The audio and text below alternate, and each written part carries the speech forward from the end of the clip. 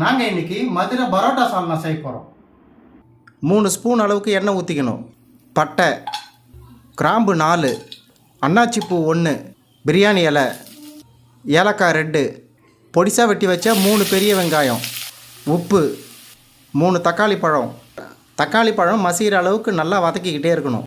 15 சின்ன வெங்காயம், ஒரு கையளவுக்கு துருவன தேங்காய், சோம்பு 1 ஸ்பூன், 1 ஸ்பூன் கசகசா, 10 முந்திரி பருப்பு தண்ணியில் நல்லா ஊற வச்சு நல்லா அரைச்சி வச்சுக்கணும்.